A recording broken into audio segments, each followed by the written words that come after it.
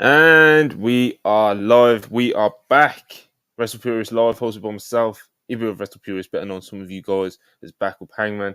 And I just want to say that I hope everybody's having a very happy holidays. We took a little break from streaming for Christmas, but we're back today and we're going to get right to it. But first things first, please like, subscribe, send any super chats with any questions, any takes, any opinions from the past few days. I think this is our first stream since Dynamite review last week, so it's been a minute. Like I said, hope everyone's doing good. Starting with my fellow co-host. Ibu, how was your Christmas, brother? It was okay. I don't have these extravagant Christmases these days, deep into this adult life, Monty. But it was nice. I had a nice little day off. A lot of working out. I'm trying to get back in really tip-top shape, to be honest with you. Yeah, I'm trying to get back on track. Them stem cells, brother. Yeah, absolutely. Yeah, just been kind of getting back. I'll send you down to Puerto Rico. Absolutely. But no, I'm doing pretty good. Can't complain, I guess. Wanted to go to WWE MSG yesterday, but I would have been fucked out of holiday pay if I went. So, you gotta Photos were made. Yeah, absolutely. Made a financial decision there. Sneak into the break room to watch it on TikTok live. No, I didn't go that deep in. I saw some niggas do that. I was deep in, bro. I didn't get that deep in. I'll tell you this though, man. The anticipation created for a show that was non-televised kind of took me back. It was kind of beast, to be honest with you. Mm-hmm. These kids today don't know this life. They want everything streamed. They want everything readily available.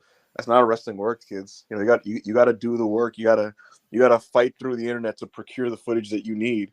And sometimes you have to piece these individual clips together to make a matchup out of what you found. That's how this game used to work. But yeah, it seemed like WWE MSG was the hottest tape on the streets to be traded. But yeah, man, a lot of interesting stories have kind of broken since the last stream we did. I haven't been on since last week's Worldwide, which was Monday, so I'm happy to be here. And I'm ready to talk some wrestling. We have a new president. You know what I mean? We have a new president of the United States, Hiroshi Tanahashi. I'm glad he beat Trump and Biden. You know what I mean? I'm happy for him, and I'm just ready to get into everything, man. But yeah, man. Let's start with WWE MSG. Obviously house show, but it's they do it every year. MSG house show, and this was definitely their biggest one in quite some time. I think they sold around. I think they did over 16,000 tickets in the end. Yep.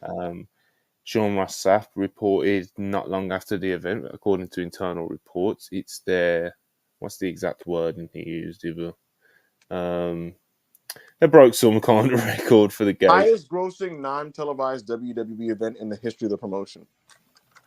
Yes, there it is. The event was said to be the highest grossing domestic non-televised event of all time for WWE, according to internal WWE reports. Meaning, made more money than any time Bruno Sammartino or Hulk Hogan touched down in MSG for a house show, which is fucking staggering. But it's also, here's the thing. Those dudes sold out MSG, but, ticket prices in the 1980s was completely different to now. So they're getting 15 to 18,000 people to come back then for the average ticket price of maybe $20-something. Now these people, WWE's getting people to do the same thing now, and they're paying like hundreds of bucks to get in the building. So yeah, huge financial success, to say the least.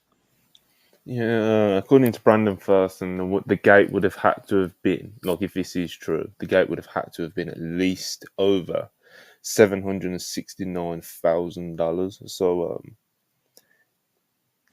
not bad business. CM Punk returns, has his first WWE match in almost a decade. Nice place to do it, Madison Square Garden. Some people will complain that it wasn't televised or on pay-per-view, but part of me, there's seems like they made some good money off it. He clearly did move some tickets. I think when he was announced, how many did they sell? I'm sure this is something you'd know. In the first 24 hours after he was announced. Oh, they moved. I don't remember the exact for after 24 hours. It might have been it was over 1,000. I think before the week was over, they moved 5,000 tickets. Big business. Which is unbelievable needle movement. That's what he's been doing. I was told that Triple H himself is like shocked at how much he's moving the needle. Like in his mind, it was like Punk is a star and people like him and care about him, and obviously it's good business to bring him back. But he did not, surprisingly, he did not envision him making this much of a difference business wise. Yeah, It's caught my what made me laugh was the WrestleNomics quarter-hour ratings graph that they do mm-hmm. for the CM Punk Seth Rollins segment when it gained like 350,000 viewers, and the Mm-hmm. graph literally just goes. Bro, Yeah, it's it a just draw, man. spikes. This is nothing new. This is really nothing new. So, you know, he seems like he's having a great time. MSG gifted him this plaque. Would you call Mm-hmm. it? It says congratulations on your first match in nearly a decade, sold out Madison Square Garden. Yep. Very nice touch. It seems, but yeah, it seems like he's flying at the moment. CM Punk is, isn't he? He seems very happy with what he's doing. I mean, how could you not be? When you come back and you're making this much of a difference, and you have 3 different T-shirts that are all like trading places with each other as the number one top selling T-shirt, and you got that. You're moving quarter hours. You're moving business. You're selling tickets. You're over as fucking balls. Yeah, I'd be pretty fucking happy too.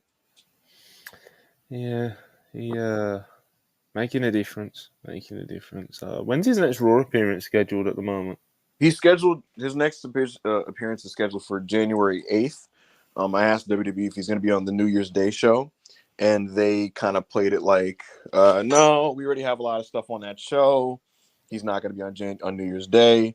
I wasn't totally convinced and didn't believe it. I reached out to sources within Punk's camp about this, and they were kind of like, they're like, oh no, it's the 8th, January 1st. It's a pretty stacked show. It's a pretty stacked show, and I don't know. I'm just not convinced, Monty. I just don't believe it.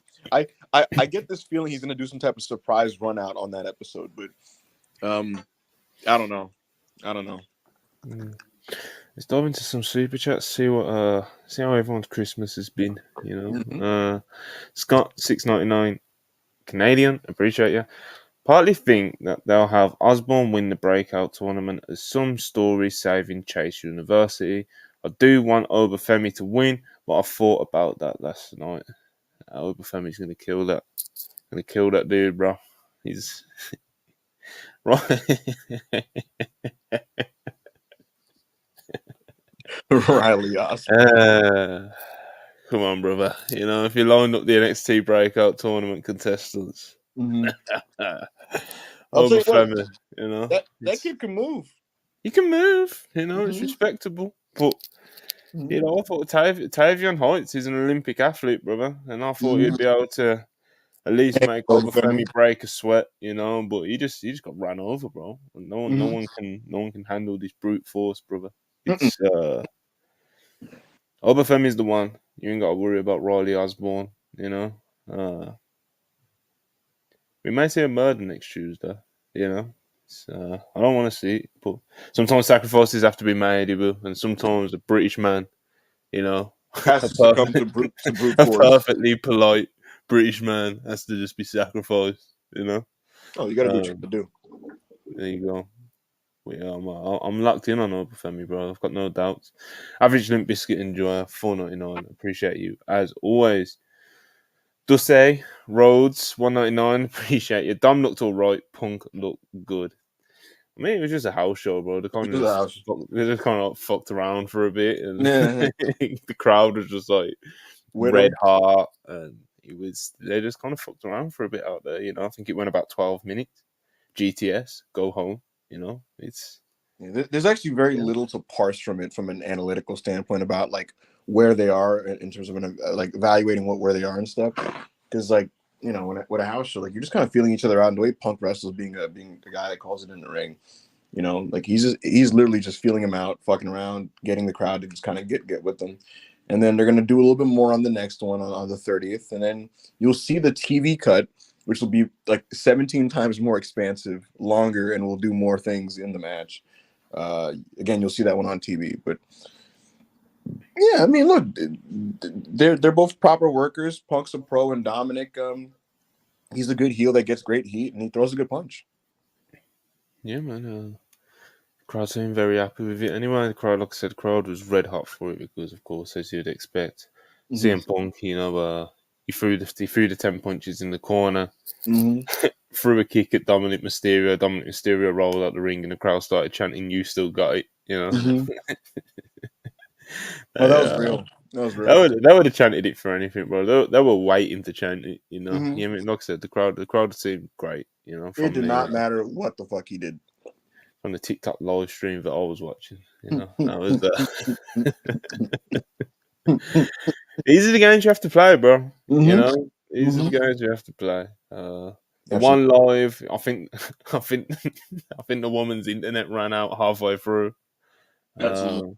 Had to change over to another stream. This person had better seats. You know, it was like I said, it was hard work. You know, it was hard work compared to today's standards. Anyway, It was funny seeing I was getting match by match scouting updates from Peach, who was there, which is really funny. Like, she was just like, "Yeah, that one was just a matcher." Oh, the crowd was hot for Becky, and like felt like Dave Meltzer writing those things in the Observer. She told me that Ivy Nile and Rhea Ripley looked pretty good in there. So yeah, yeah, it was a stacked show, man. He had like you said, he had Rhea on there. Obviously, as we've been talking about, CM Punk's was on there. Becky Lynch was on there. Omos, they got house show Omos versus oh, R-Truth. You know, Omos is a house show only wrestling. I just think that's really. it's real. You know. Sammy and Jay versus the Judgment Day was on there. Mm-hmm. Cody Rhodes was there. Seth Rollins versus Drew was on it. And, Mm-hmm. you know, it's Madison Square Garden. Of course, they're gonna at least put quite a few stars on the show. You know. Mm-hmm. Yeah, man. Will Chisholm, $10. Appreciate it as always. Hope you had a good Christmas, brother. Hope your guys' break was good. I did kind of laugh when the news of WWE and All Japan working together. Hope it's more than a one-off because some NXT talent could use it. Yeah, Yeah, that was we'll quite a see how it story. plays out, man. It's Yeah, quite a story, Matty. let's segue into it. Appreciate you, Will, as always. Yeah, WWE NXT at least anyway, and All Japan seem to be doing a bit of business here, but you know, we got William Regal made the actual announcement because All Japan did like it was almost like a skit, Mm-hmm. you know. So, It was so all- much so that like because there was no press release within like the immediate next couple hours, and nobody followed up, and the wrestling media didn't follow up to ask WWE anything, which is weird. And then like a day later, we're like, "So was that a rib?" like literally like a day later, it was like this might have been like a rib. It might have been like Ikemen Jiro bullshitting or something like that, you know. And outlets were saying basically that nothing was planned, and we're like, all right, so I guess it was some nonsense, and people were taking their victory laps, you say outlets, you know. outlet, you know. Sure, sure, Continue. yeah, and because here's the thing: when the video first dropped, I immediately run to my sources within NXT, and I'm like, hey, can you tell me anything about this All Japan thing that was announced? And I just got no sold, and I was like, okay. Then I asked like It's general always W, weird when that happens. You know? yeah, asked general WWE sources, hey, what's going on with this All Japan thing? They announced that an NXT wrestler's coming in on the 3rd. No response. I'm like, maybe it's just Christmas and they're I don't know, nobody's home. So yeah, I started to get a little bit skeptical after about like a day. And then, like you said, William Regal makes the formal announcement. He makes his first public acknowledgement that Charlie Dempsey is his son. He mentions how like, you know, the old British cash style, you know, pioneered by Johnny Saint, and he's mentioning Billy Robinson and, and Sid. You know, he's talking about how like he respected the great and worked with the great Antonio Inoki in Japan, and he mentions Fujinami. Tatsumi Fujinami was his first opponent when he went to New Japan, by the way. And yeah, he announces Charlie Dempsey, who's going to come over to All Japan, and he will be facing the winner of Katsuhiko Nakajima and Kento Miyahara. They're facing for the Triple Crown Championship in a couple days here over the weekend. And on the 3rd, the winner is going to take on Charlie Dempsey for the Triple Crown. Big match. For the Triple Crown. And on the show that Miyahara and Nakajima are wrestling, Charlie Dempsey will be in action. He's going to be tagging with young standout Yuma Anzai, and they're going to be facing Tatsumi Fujinami and his son Leona. Yeah, Leona is kind of a freelancer. Yeah, he's the son of Tatsumi Fujinami. He's like 30 years old, And Fujinami is, he's like 71, I want to say, something like that. He kind of gets in the He's ring. up there. Yeah, very much up there. He gets in the ring when he feels like it, which is like, it could be like 3 years in between him popping it on a tag or something. He just kind of does it to pop himself. But there you have it. There's a Regal Fujinami connection because, like I explained on social media, Tatsumi Fujinami was Regal's first opponent in New Japan Pro Wrestling. And William Regal inducted Tatsumi Fujinami to the WWE Hall of Fame in 2015. So, yeah, so there's a bit of connection there between Fujinami and Regal.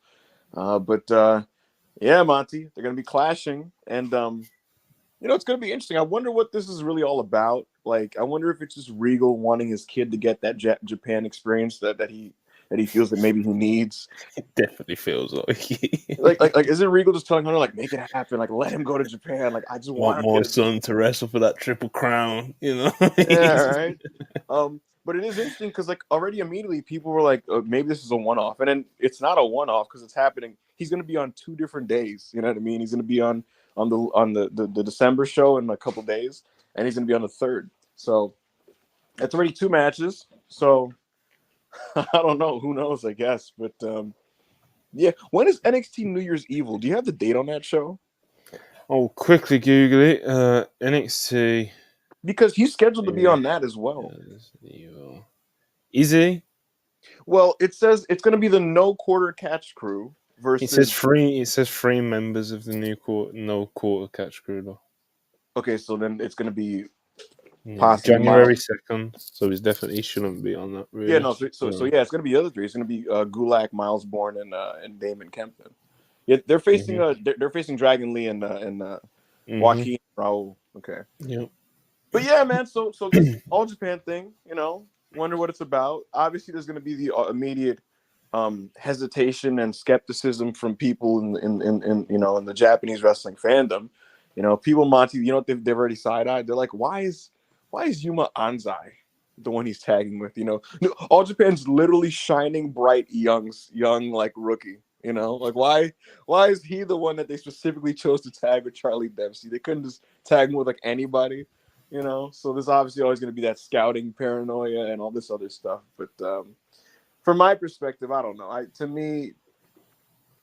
don't know what the full motive is. It appears to be a thing where Regal wants to do this cool thing for his kid, but I guess we'll see where it goes from there.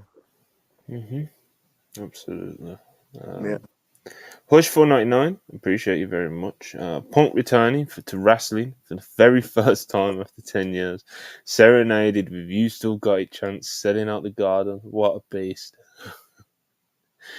Yeah, we said it. We said it before. WWE for CM Punk. It's like he can just do his big return run again. And that WWE universe, probably about 70% of it, did not watch any of his actual return runs. So Yeah. they'll eat it up, bro. Have, They'll even encourage it, what they did last night in MSG. So. you, Monty, were the big proponent of telling me that, like, bro, a lot of these WWE fans did not see that. And, like I took heed of it, but it was just like, I mean, just come on. Like, come on. And then, like, come to find out at MSG, there's a possibility a lot of those people in that arena just didn't watch him. They just didn't see him. So I guess so. That's the reason why Cody, for example, can get away with like just transplanting his AEW act over to a new territory and getting over huge. That's old school wrestling right there. When you like get something over, and then when you get something over, and then you kind of dry it out at the territory, and you're not as over, and like he said to Dave, it's time to leave the territory, and you just move it over to another place and get hot again. So yeah, real wrestlers, brother. Real wrestlers, of course. Will Chisholm, appreciate you as always. $2. I see The Rock trying to start up his shit again. Yeah, there's some. that fucking pissed me off. What about it pissed you off, bro? It's just The Rock talk. It's just Dwayne, bro. It's what he does. Shut up, bro. Like, damn, bro. Like, make up your fucking mind, dude. Like, what do you cook? He's telling Make-A-Wish kids when he's gonna come back, and they're drumming shit up with the Australian media about the Elimination Chamber. It's like, what are you cooking, bro? They already set their shit. Like, what are you cooking? Fuck. What do you want? You're not trying to see Dwayne in 2024, bro. Here's the thing. I love The Rock, actually. I have no problem with The Rock. And I actually don't have a problem with Rock returning to wrestle a match. However, I do not want it to come at the expense of what's happening with Cody Rhodes. And given that they're already setting that up, bro, what do you want? You already made up your mind. His opportunity was LA last year to do the match with Roman. And then he fucking pussyfooted around it, and he acted like he was going to do it for a whole year. And then come the last 2 months, 3 months, he just kind of backs out. And now we're doing the same half in, half out thing again. Like, cut it out. Cut it out. Hey, man. Yeah, well, I do agree. Like, last year seemed like the perfect opportunity if it's ever going to happen in this phase of like The Rock's career, you know. Because obviously there was a strike and everything going on in Hollywood. Then, he isn't getting any younger. I know he's in great shape and everything, but he's like I said, he's not getting any younger, and it's not about looking great. It's about being able to be like mobile and all this sort of stuff. So, Listen, as we saw with the John last Cena, time, Monty's people in the company were telling me that like John Cena's working the way he is in this like that return run he did like a couple months ago. Like I was talking to someone in the company about like John isn't doing shit, and they're like, well, yeah, because he cannot get hurt. Like just under no stretch like circumstances can he get hurt. And they basically were like, he intentionally was working this like minimalist style on purpose to not get injured. And guess what, Monty? He came out of that last match with a hurt shoulder. So even basically taking it as the light as nerve possible, holds, brother. working a house show style, and he came out and he fucked his shoulder up. Yeah. So and that's John Cena, who's a couple years younger than Dwayne. Dwayne's like 51. So I don't know. Hush 199. What is Mercedes cooking recently? Those hints. Oh, my stance will never change on that. Mm-hmm. Amazing, beautiful, talented woman. But she's unpredictable as fuck, bro. She's crazy. I don't know, man. I've always said I think eventually she'll end up in WWE. I'd be lying if I said that I didn't think at one point very strongly that I thought she'd at least do the Tokyo Dome date, but I don't think that's looking very likely at all now. It looks like she's just kind of going back to WWE, but who knows, because she's unpredictable as fuck. Yes, she is. She absolutely is. Yeah, I mean the Tokyo Dome card is pretty much set. They added their last 2 matches. I don't know if you saw, Monty. They added Yota Tsuji and Yuya Uemura to the Tokyo Dome card, which on paper is promising. It's the 3rd match from the top though, so it's probably going about 11 minutes. So we'll see what they can get out of that. Hopefully, the best they can. And then they added Ren Narita and Evil representing the House of Torture against Shota Umino and Kaito Kiyomiya in a tag match. This will be after the Noah New Fantastic, man.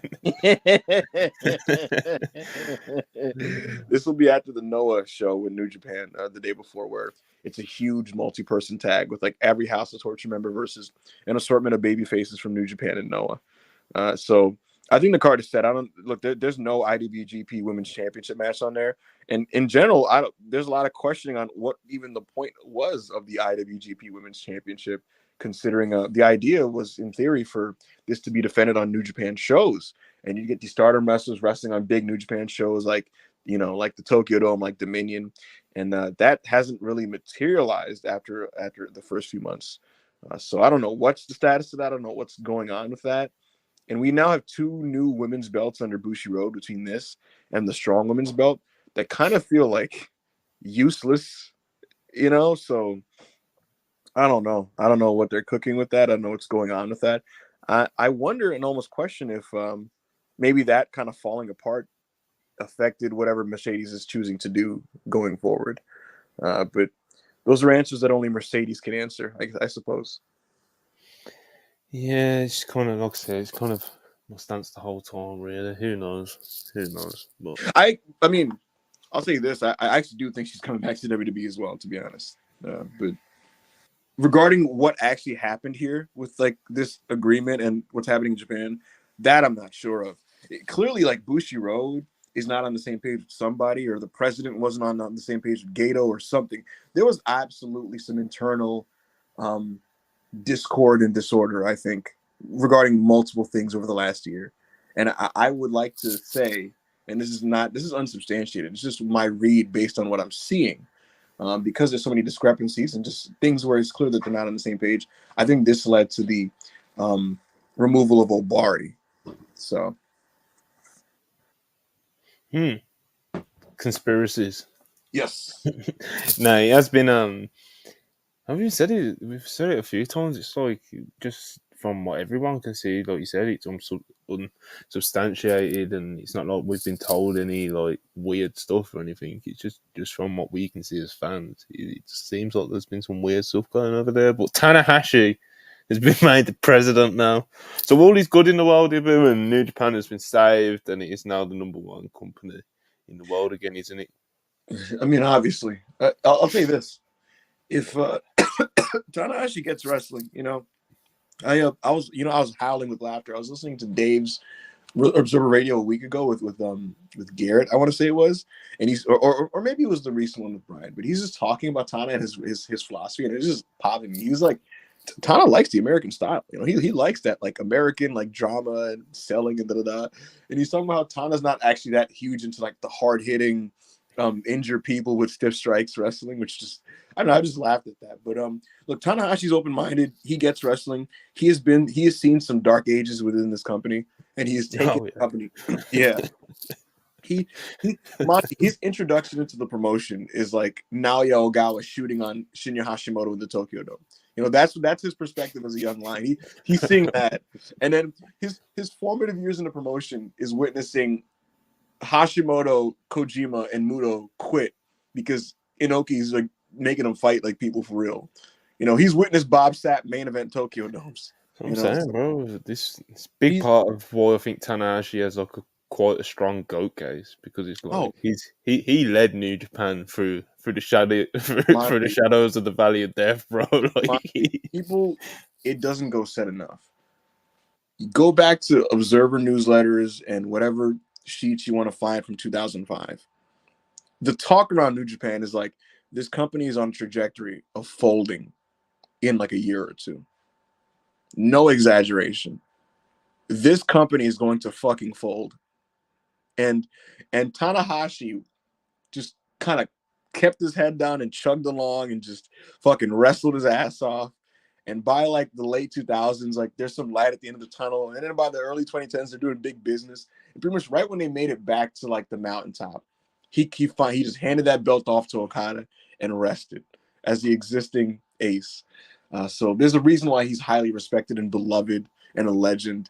And look, man, I hope this means great things for the company, because I do love New Japan Pro Wrestling. And I do love Japanese wrestling in general. But Japanese wrestling is at its best when it feels big, when it feels box office, especially New Japan. New Japan is all about the fucking big fights, man, and the big atmospheres, and the great gaijins and the filled Tokyo domes. Nobody wants to watch a fucking half-filled fucking Osaka-jo Hall or a half-filled Tokyo Dome. You want the packed venue with the crazy crowds and the hot commentary and the dramatic main event matches and stuff. So let's really get the ball rolling on building some of these guys on the roster. Let's really make a serious, legitimate effort, 2 foot in, not 1/2 foot in, to make some of these guys stars. Yota Tsuji, he looks like he has a lot of something in there, Monty. He looks like he could be somebody. Let's actually like be ballsy about it. In Japanese wrestling, if you actually believe in somebody, they push them a certain way. You don't go half in, half out with it. So let's really just kind of get the ball rolling on this. And I hope 2024 is a more committed year creatively for New Japan Pro Wrestling when it comes to raising these guys. Picking the right guys as well, bro, because the last year or two, it's been Sonata and David Finlay, man. Probably up and down the card as well, though. But I'm not gonna name and shame, because I don't really think it's on the talent a lot of the time. But yeah, they're the talent that they are picking for these pushes the past couple of years of because I have done some committed pushes, bro. It's just with the Gato in 2020 just decided my answer is evil. And it's like, why? Why did you decide that? Why was that your decision? Yeah. So We're obviously all hoping for the best. Tanahashi, he pops us as a headline and stuff, but who knows? who know? Who knows how that's gonna go? True, because he could be Jerry West, a legendary basketball player that ended up being a legendary executive, or he could be Michael Jordan, the greatest player of all time, who was a terrible, terrible executive. So we'll see. Songanda Chonko, 35. Not sure what the currency that is. My apologies, but appreciate it. Sorry. Happy holidays, gents. Happy holidays to you as well. Ibu, any Bron Breakker call-up updates? Thoughts on the success of 2.0 call-ups versus black and gold talents currently on the roster? It's a very interesting question. So, Braun, the last update I got was that Paul Heyman has an unconventional main roster pitch for him. Don't know what that means. They're tight-lipped about what that means, but it looks like Heyman has successfully sunk his fingers into Bron Breakker, Monty. So that's the deal with Braun. He's going to they're going to give him his win back on Baron Corbin. Because if you remember, he had that bullshit loss to him at like one of their PLEs. So he's going to take care of that. They didn't schedule it for New Year's Evil, so they might stretch that one out. But yeah, I don't know. Regarding the 2.0 guys being more successful than the black and gold guys, there's a couple of very obvious, glaring reasons why this is the case. Number one, the black and gold guys had the misfortune of having a brand above them being ran by Vince McMahon, who wasn't in sync, and so what you were getting were these guys who were hyped up, and then they'd have the great takeover matches, and then they get called up, and Vince would change a piece of them, change their name, change their gimmick, make them work a different style, and then the majority of them would fail. And what you're seeing now, Monty, is these 2.0 guys. Number one, like they're younger and they have more room to grow and find themselves, and you get to see them get better, and then they get called up by Triple H, who's doing these very focused call-ups. If you're noticing. He's not bringing them all in at once. He's picking and choosing selectively here and there, pacing it out, and slotting them in roles that they can be effective in immediately on the main roster. It's very impressive, to be honest with you. Grayson Waller has become a very he has a very solidified television role right now. The Creed brothers, they won a bunch of matches in a row en route to fighting for the tag titles on last Monday's show. And there's a couple other ones that I'm just like forgetting off the top of my head, but Zoe Stark is doing pretty well for herself. Ivy Nile is doing pretty well for herself. Dragon Lee, the real world's television champion, Monty. Dragon Lee, the ECW TV champ, is on SmackDown, and he's like the designated banger guy, So and Garza and Carrillo just got called up, and they're going to be with Santos Escobar. Lola Vice is going to be paired with Santos Escobar, by the way, Monty. There's a little bit of a scoop for you. Yeah. So listen, it's a lot of focused, committed pushes in the right spots to make people effective. And because, as sad as it is to say, because, bro, how could a company have a developmental system and a main roster system that's just not on the same page the way it was with Vince and Triple H? That was embarrassing, But now a lot was embarrassing back then, though. Correct. It was just kind of the norm for that to be one of the cogs that wasn't working either, Right. Just that, like, you're just not on the same page as your developmental. But now that they are, and now that it's Triple H and Shawn as like the two-headed monster there, you're going to see this more. A lot of these people that are doing well in NXT, they're going to do well in the main roster just by virtue of like the main roster people being willing, to being willing and wanting to make it work, rather than like before them, it was almost a cynical mentality of like, let's see if this kid fucking has it, and it's like, no, you're calling them up because you think they have it and you believe in them and you're going to put them in a position to succeed. So this will continue, and I'm happy for it. Yeah, hopefully. So far, so good, really. So, Cameron Grimes' call up was a bit flat, but not everyone's been a hit, but definitely a better rate, Anyway, bullshit on $5. If WWE send a talent to AAA, we really know something's up. Conan does love WWE. He does. He does love him some WWE. Dragon Lee announced he was going to WWE at the AAA show. And you know what Conan was doing backstage? Pumping his goddamn fist. He was popping because he's like, we're going to get this footage on NXT. Let's go. And then they did. They played the AAA footage on NXT. So in his mind, that was a W. Kale, $20. Those recent Julia lines make me think she stays. You know I what's funny about that, mean, Monty? Some it didn't people, really make me think either way, to be honest. I think she was yeah, just I want to I be saw open that, and bro. That popped me because I saw people like, oh, she's definitely leaving. You know, and the same comments on the different comments on the same post, like, well, this means she's staying. And I'm like, welcome to the internet, right. especially Twitter. You know. But yeah, Julia was just kind of talking about her time in Japan at the moment, and she was talking about her time in the US as well. I think one of the quotes that I think the main quote that went around that people caught wind of was she said she had a desire to compete in America, but she thought wouldn't it be better to try and raise the profile of Japanese women's wrestling more first, um, and bring the experiences from what she learns in the United States back over to Japan and etc. etc. She also spoke about the language barrier. She said that her English isn't as good as she thought it was. Her English has got worse in the past few years, so she says, because of course she was born in London, I think it was. Mm, She was born in London, and her parents both spoke English to each other.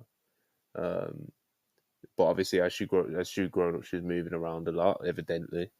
Um, but yeah, she thought she would be able to kind of hang a bit. I think she said something along the lines that she went a few years ago and she was able to kind of like get by, you know. And the last time she went, she really, really struggled to like even do anything, you know.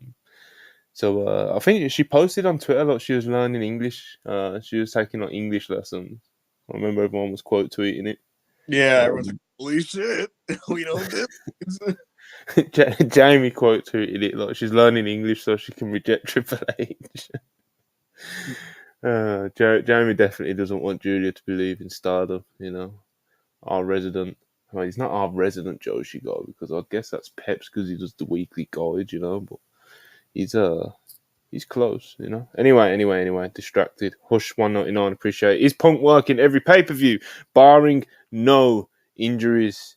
I don't know. Ibu, I was gonna say Ibu. I think you said this before. Like from what you've been able to gather, we don't know what's official or what's been wrote in his contract or anything. But as far as what we've been able to gather, is that it's quite fluid at the moment. So Yeah. it's like he's not. It's not like it's wrote down like in 2024 you are going to work 10 pay-per-views. You know, it's not. As far as we can tell, it's not. As far as we've been able to try and find out, that's not what it's at the moment. Maybe it'll become that, but who knows? Who Mhm. knows? Play it by ear, I guess. Duce Rhodes 499. Appreciate you again. Stardom looks like the culprit for the missing New Japan women's belts. I mean, you know, I doubt Stardom was exactly, you know, felt there was much need for them. I don't know, man. I don't know. I don't know what's going on with those new women's belts for New Japan. Cause what we were talking about earlier with Mercedes, you got New Japan Strong women's belt. You've got the IWGP women's belt. Um, I guess if you really want to have a women's belt that can be defended in America, you would only need one of those belts. You know, obviously Mercedes Moné was meant to have a run with both of the belts. She only ended up having a run with one of the belts, and it was quite a short-lived one. Um, I don't know what they're going to do in 2024 as far as those belts are concerned. I think they'll just kind of run it until it becomes a real crutch, which I doubt it will really. But I yeah, don't we'll know, see. man. They just like they rarely get defended, bro. Like the strong women's belts get defended on the strong shows, but like that IWGP Women's Championship is like it's just not in use at all. So I feel like Mm, I feel like it's gonna be defunct in like a year and a half. Like it's just gonna fade away, and you're just gonna like pretend it didn't exist. Probably wouldn't surprise me. Bert G, $2. Appreciate it. Was at Madison Square Garden. Its clobbering time was deafening. The atmosphere looked great, man. The atmosphere did look great, so it doesn't surprise me. Hush 199, appreciate it. Tana Japan Bloodline starring Tribal Chief Okada. What? Doing sports entertainment. What Imagine if the? he just like started ripping off like classic WWE storylines. It'd be that is Austin and Vince would in be so New funny. I'll tell you Japan. what. I'll tell you what, Monty. When Keiji Muto had the pen in All Japan, that man was like, "We're gonna make this company fun and entertaining." And Muto's idea of that for All Japan Pro Wrestling was basically like, a dash of late '80s, early '90s WWF here, some Attitude Era there, a lot of random like biker gang type stables and shit. It was just like I don't know what was happening, but yeah, Muto was a mark for American wrestling, and if Tana's the same way, that would be like really funny to see. But I'm just curious. I'm curious what this looks like. Songanda Chanko, 34 Zar again. Appreciate you. Top 5 NXT women's prospects. I'm sure that's meant to say. Top 5 women NXT women's prospects. Jesus. I need to get the roster up. Stratton's number Anything. one. Okay, so we are kind of. I thought we were talking like NXT, like the prospects in NXT. You know what I mean? Like the Like, PC people. they're not even PC. Just like the new people that like your Lolas and people like that. But Nah, I'm just you use know, um, the whole roster. all right, let's have a look. Ariana Grace is very, very charismatic, but in the ring, she's a bit of a struggle. Cora Jade has some charisma. I don't think she's as charismatic as some people put her over for. Mm-hmm. But she's quite popular, so of course there's something there. Mm-hmm. Electra Lopez, I think, could be a great manager. Fallon Henley, I think, is a decent talent. Kalani Jordan looks very promising. Lash Legend is very charismatic, and he's slowly, definitely not at the pace you would like her to, but she's Mm-hmm. slowly getting a little bit better each time you see her. So, She is, um, like you said, she's good on TV as like a personality. Laura Valkyria is just good. She's just Yeah, kind of like a like good, you know what I mean? She's just like a she good doesn't jump off wrestler. the page as this like fucking super duper like your eyes dart over to her specifically, but she's just she's just good at wrestling. You know what I mean? And she's just like fundamentally solid at like all the things you need to be solid at to be a good wrestler. She's a decent promo. She's just good. So, Yeah, Lola Voice, I think she's a little bit of a prospect. I don't think she's like a flaming hot prospect or anything like that, but she's coming along nicely. Of course, the least perverted way of saying this is that she has a good look. You know, always pops me when the pundits do that. Dave was doing that with Casey Catanzaro. He's like, I'm a big fan of Casey. She has a good look. It's like she okay. yeah, like, she's actually like I know a lot of people who haven't seen her might think that people only put her over because she's hot or anything like that, but she's actually like a pretty like she's not Tiffany Stratton when she first came in because like with her I thought it was actually quite like it did kind of jump off the page like fuck like 3 matches in she's putting it together, she's doing X, Y, and Z. Whereas Lola Voice it's more of like a steady. You know, like if she does like 2 years in NXT, I don't think it would be super So be surprising. You're saying she's going to be with Santos, or I don't know if that's an idea that's been pitched or if that's set in stone or whatever. brother, you want me to be honest with you? Some dudes over there were like, well, hold on now, we got to get that on national TV. But some dudes, that accent, it adds up, brother. You know? I'll tell Where you was what, Hunter, I gotta agree with Michael. I gotta agree with Michael on that one. Satamura. She's she's just getting paid to be on holiday. I think you know. Who? And she's obviously not a prospect either. Who are you talking about? Satamura, Oh, Michael. Satamura. Yeah. Bro, what the hell is happening there? She's That chilling, is, bro. she's getting free money. Roxanne, of course, is probably Oh, like number one, to be honest. Her or Tiff. mm-hmm. Because Roxanne's like ridiculously good in ring for her age. You Mm-hmm. know? Like she's as good as like some Joshis are like that early in. It's like it's Very quite good. startling. Very Like good. she can lead matches and she's like 22. Mhm. Like it's lead matches. I saw a lead a tag match with like three like green. Mhm. Like she can hold these things together. She can do that. The She's way not like she directs traffic with some people that like shouldn't even be on TV. oh, you could say that. Sol Ruka, hopefully she gets better from her injury very soon. She's I was a fan. obviously an amazing athlete. Yeah. Tatum Paxley is actually pretty solid. She's been in NXT for a minute now. Tiffany Stratton goes without saying. That's the NXT Women's Wrestler of the Year. But yeah, I guess those are kind of the notable ones. Mm-hmm. That was a full assessment there. We've done that very quickly. Baddest women in WWE history. China. Baddest. China, 100% has to be on my list. Ibu, give me one. I mean, the baddest. Rhea. I'll use my definition of baddest, but let's go. I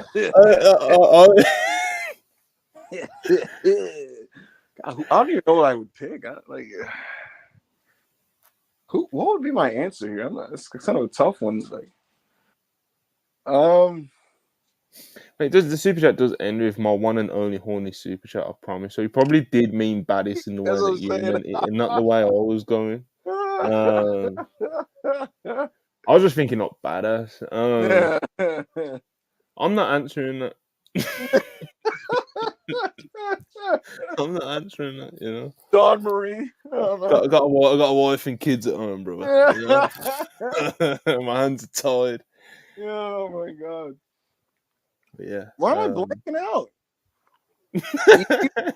When Eve was the the assistant GM or whatever the fuck she was, Melina. That's a good woman right there, Mickey James, Good-hearted woman right there. Absolutely. Bianca Belair, God bless, Anyway, wheelchairs on $5. Appreciate it as always.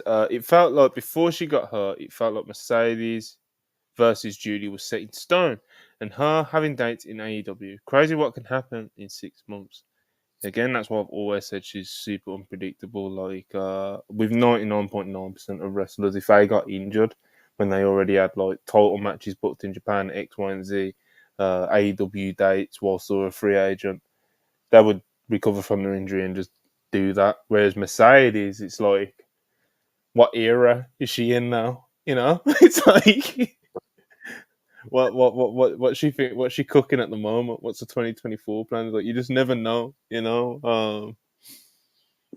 So yeah, it was as soon as she got injured, I thought that was always going to be like a weird to see if she actually like goes back to the plans that were talked about before she got injured. And evidently, it's looking like that's not going to happen because as we spoke about a few times on this pod already. But yeah, man, he is crazy, isn't he, Iba? But Mercedes is Mercedes. Is the lesson to learn here, I think. You guys will absolutely see Julia versus Mercedes 2024. Yeah, I know, but not in the. No, maybe not in the. I was going to say no. not in the company that. No. You talk what I tweeted when. I think it was when the Julia news of WWE being interested in her first started coming about. And like when it first came about, it came out big. Like it's like she's going to the PC. They've had talks. It's not like it just came out like there's a little bit of interest, like it was quite a big story the way it dropped.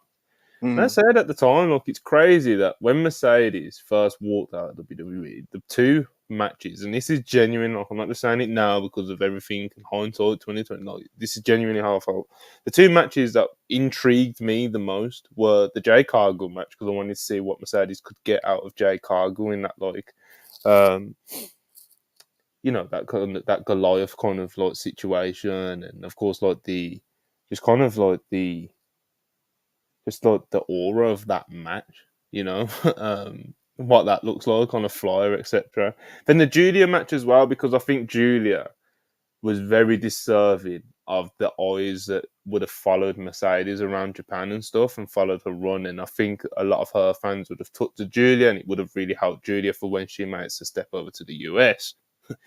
But it looks like the most probable place we're going to see those two matches now is in WWE, which is hilarious, really, isn't it? But yeah, man, I'm still very fired up to see that Jade match one day, and I'm still very fired up to see that Julia match one day, 100%. 100%. I think I'm even more excited for the Jade match now, to be honest. Right. It does feel like more of a WWE thing to deliver, like delivering that spectacle of Mercedes versus, it would be Sasha Banks versus Jade Cargill That'd be at really. WrestleMania or SummerSlam or something. Holy shit! What if we're thinking about like her being involved in like this damage control stuff? What if they use Mercedes for like Jade Cargill? You know? No, I said they've got options, man. Because of the way that this damage control story has now become so interesting with the addition of Kyrie, the tensions with Bailey, and how that's eventually going to go. And obviously, people are speculating about Sasha coming back. It's like you can add other things to it because there's so many people involved in it. Like Bailey and Mercedes can't take on the whole of damage control. You're gonna have to involve some other baby faces. So there's things you can do, There's a lot of options that they can go with this. They're in a very good position, They're in a very good position, WWE are, as far as that's concerned. That is, if Sasha is coming in. They're in a good position with or without her, to be honest, but They were in a good position before CM Punk even came in. That's why they didn't need him, and he came in anyway. It's been a series of cherries on top. A real cherry on top for me would be Goldberg getting that retirement match at Vince McMahon promised him. He called Vince McMahon a piece of shit in an interview because Vince McMahon did not deliver what he promised. And basically, the short version of the story is basically Vince asked Goldberg to come in and put over Roman Reigns, as you remember, like he did. Goldberg said, "All right, I'll do it if you give me a proper retirement match." Vince was like, "Okay, cool, we'll do it." Goldberg was saying that he basically killed himself to get into the right shape. It was not long after he had COVID, etc., etc., etc. Got himself in shape, put Roman over, and obviously he has not had his retirement match in WWE. It didn't happen, so he called Vince a piece of shit. I'm not sure if Vince could even make that happen now if he wanted to. But I'd like to see Goldberg get his retirement match. It's and honestly, I don't mind if it's Tony. I don't mind if it's Hunter. I don't mind who does it. Tanahashi can book it if he wants. Oh, that sounds real. Let's do it. Great O'Con versus Gold. That's what I'm saying, bro. I'd like to see Goldberg get that retirement match, and kind of similar to The Rock, but obviously with a lot less star power. Although Goldberg is a very big star in his own right, and he's a draw, etc. Proven draw, even in recent years. He ain't getting any younger, brother. And yeah, he may look like he's in great shape and stuff, but it's a completely different thing. So, Man, him in the corner in New Japan is go to the bag. He puts his fists up and shit. Oh, like, spear! He just spears one of them. Oh yeah, I'd like Hunter or Tony to make that call. Tony says that he talks to Goldberg and stuff, so like, yeah, they were talking a lot last year. Yeah, and he was public with it. I'm sure Tony was like, "Yeah, I talked to Bill. I talked to Bill. We talk graps. We talk the game. And yeah, man. I don't know. Maybe Goldberg's priced him out. I don't know, because we all know that Goldberg ain't coming cheap. And neither should he, because like I just mentioned, even up until recently, he's proven that he can move some numbers. Maybe not as much as he did in the 90s, and he's not like a game changing draw, but there is still interest around Bill Goldberg. Yeah, man. We'll see what happens with him. He also said that he wanted to be a part of the Sting retirement, tour or whatever we're calling it, retirement run. But so I mean, bro, like Tony, just do it, man. Like, just come on, I think we just need someone in his ear that's gonna convince him, He's got time for all this other shit and all this other expenditures that he's doing. Let's give Bill Goldberg a big retirement. He can announce it. Do it on the special fight. Do it on a special Dynamite where, it's like Dynamite's in Atlanta. You tag him with Sting and Darby. You gotta do that on pay per view, brother. No, but I want him to tag with Sting. You can tag with Sting. Nah, I'll do it after Sting. Oh my god. I'll do it after Sting because Sting's retirement's coming up. It's the next pay per view unless you do it at World's End, obviously, which is imagine calling Goldberg. All right, Bill. 3 days. What you got for me? You can't do that. I'll tell you what though. The thing is like Miro versus Goldberg would rule. But imagine convincing Miro to job. You know what I mean? Fuck that. It's you just use someone else, didn't you? I guess so. Satnam Singh. Oh. See, it's what I'd do with Goldberg. I'd do a couple squashes on TV because, how can you not? How can you? If you're gonna sign Goldberg for a little retirement run or whatever, how can you resist the urge of him doing a few squashes on TNT? Mm-hmm. Who do you think would give Goldberg his best squash match? I like these conversations. Peter Avalon? Fuego del Sol used to be a very good squash wrestler. Brandon Cutler would be funny. Yeah, but is it? No, but like I just mentioned Fuego. And think of Fuego's performance in the Hook debut, where he legitimately had a very good performance whilst getting squashed. That's what I'm thinking, brother. I'm thinking someone who's actually good, not just someone that you want to see get, Mm-hmm. That's someone you just want to see get killed, I don't know, what's the chat said? Is the chat said anymore? Someone said Fuego, Dolph. Imagine if you run it back with Dolph. That was good. So Pentico, Ryan Nemeth. I haven't seen one of his matches in forever, to be very honest with you. Yeah. Someone said Dolph Hyde just for the squash. Someone said Flair. All right, I'm stopping suggestions now. Super Jets back to Mazfan 84-199. TK need to one up New Japan. Mate Brian, the president of AEW. Go for it, brother. That's probably just gonna happen someday. I don't think Brian will want that. Jacob Donnelly, $5, appreciate it. Just want to say, hope you guys had a great holiday. Likewise to you as well, Jacob. Appreciate you as always. You're one of the regulars, brother. We recognise you. We always recognise the regulars, and we appreciate you. But yeah, hope everyone's having a great holidays. Nightmare LLC, $2.79.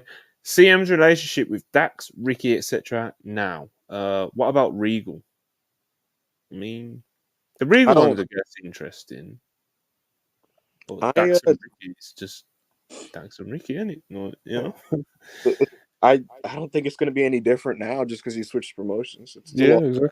The Regal thing, obviously, like I said, is quite interesting because the last time they encountered each other in AEW, obviously, according to I think it's Cassidy Haynes at Body Slam, that was the report. And obviously, it's not like it was exclusive. It's a story that's kind of travelled around for a bit now. But, Regal and CM Punk didn't have the most pleasant of interactions, mainly on Punk's behalf, really. Punk just was not trying to... He just was not trying to dap him up, bro. He just was not having it. So, I don't know. So it's interesting now to see if they have come across each other.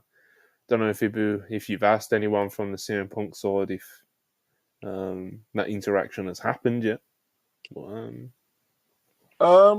yeah, I should ask, but I'd imagine that they probably just I don't know. I'll tell you this: did you hear about the Road Dogg interaction? Didn't he talk about it? Bro, he was getting emotional. He was just kind of like, when he just pulled me in for that hug. all the negativity just left my body. I just felt so bad. I just felt so bad for like these hateful feelings that I had towards this man who could just pull me in like that. And he got all religious. He was saying like God is about, and like he was talking about like how like as a man believes in God, like you got to like get over your grudges, and that if this man can have this much love in his heart to pull you in for a hug and let it go and just kind of shrug it off like it's not a big deal. He's like, then why do I have this hatred in myself and shit? And he got like emotional. I was like, Jesus Christ, because and I asked about this, and like this is what happened. Apparently, like he looked at him. He kind of tried to give him like a neutral handshake, and Punk kind of shrugged his shoulders, like, "Come on, man," and just pulled him in and hugged him. So, and this man got emotional. Thoughts on Huncho 199. Thoughts on Bischoff's AEW TNA comments? Fucking hilarious. Any thoughts, Ubo? Why would I listen to Eric Bischoff's podcast in 2023? He's very funny, but he's a legend of the business. He's a Hall of Famer, and his clips do circulate social media quite often. They do. I'm sure this is how Huncho came across it. Yes, I do a really good job of whenever I see some type of aggregated quarter clip of Bischoff or like Russo or like Disco, I'm just like, I don't need to watch this. Bischoff Bischoff's not in that same boat, man. Bischoff's actually tolerable. Like if you actually listen to 83 Weeks, it's a pretty decent show, you know. But yeah, when he buries AEW and Tony, there is a big part of me that feels like it's just a big bit. But he always has like this little smirk on his face, you Yes. know. Like it's Bish, bro. Don't put him in the same boat as Russo, man. You know, you can't do that. I guess. Bish. We all love Bish. Do we? You don't love Bish? I love him as a TV personality. He's awesome. On TV, he rocked. He absolutely rocked. Even in TNA on TV, he was funny. You know, as a creative mind, I give him credit for getting Nitro off the ground, for really just kind of taking the fight to the WWF, being gutsy about it, you know, being savvy, making moves that really, really contrasted his company from WWF's as an alternative. You know, they were more realistic and gritty, and they also had luchadors and Japanese wrestlers, you know. So props for all of that. You know, props for the 83 weeks where they kicked these dudes around. But how many championships did this man win in the next 10 seasons, Monty? You know, it's just you know when you look at the resume, you can still celebrate the good times, you know. Yeah. But nah, Well, but he likes to do it, you know. His podcast is literally called 83 Weeks. Beast. Anyway, WrestleMania 84 199. If C2 Finals is Moxley versus King, needs to main event the pay per view. Don't know, man. I'd be tempted. The thing is, though, like, as we get closer to World's End, it does feel more and more likely that they may do a title change in the world title match. So it's kind of like, I don't care. I don't care. You know me. You've known me long enough, so I'm a traditionalist when it comes to this stuff. I'm always like, the build of that match isn't even about the title match. It's about the devil. It's the title, bro. Like I said, you've known me long enough to know. I'll always say that the world title should main event. I'll always say it, bro. It doesn't matter if it's fucking. How many pay-per-views have been hurt because they stuck to that formula, and the last match that they chose to use wasn't actually it's the way God intended it, bro. If the main event was supposed to stink it up, it was supposed to stink it up. Okay? God makes some people that are a 7 out of 10, and then they hit that plastic surgeon and they become 8. Sometimes it happens, you know. So no, man. I prefer natural. You know? Give this. I do too. You know, I do too. Generally, you know. But listen, man. Just give the pay-per-view nose job, you know, and put the Continental Classic finals in the ending there. Eddie Kingston holding the Triple Crown belt up while Pyro's going off. This is my closing argument. Purists. But I do agree with the reasons of why someone would not want it to main event. So, anyway, Huncho 199, appreciate it. Who do you think will be Mariah May's opponent? That's actually a pretty decent question. It depends on what they're actually going to try and. It depends what they're hoping to achieve.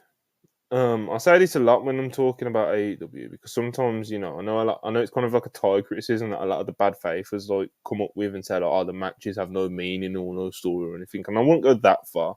But a lot of the matches, in 2023, obviously the Continental Classic has absolutely helped that a lot because every match has purpose. So it's for points now, but. A lot of the matches, sometimes I'll be sitting there watching them, and I'll be like, "What is the actual meaning of this match?" Like who's supposed to be getting elevated by it? Who's like, what are we doing here, or are we just having a match? So it depends that's a long way of me getting around to saying it depends what they're hoping to achieve with Mariah May's debut. Like, are you trying to make her look really, really strong and a future world champion and give her a squash match? Do you want her to have something more expansive where she can kind of show more what she can do, where it goes like 8 minutes or something? Or like, what are you trying to do with it?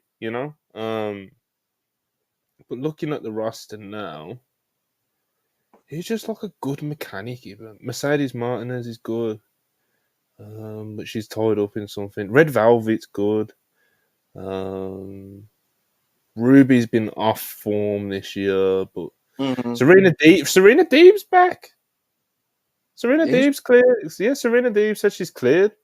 Remember, she did the video.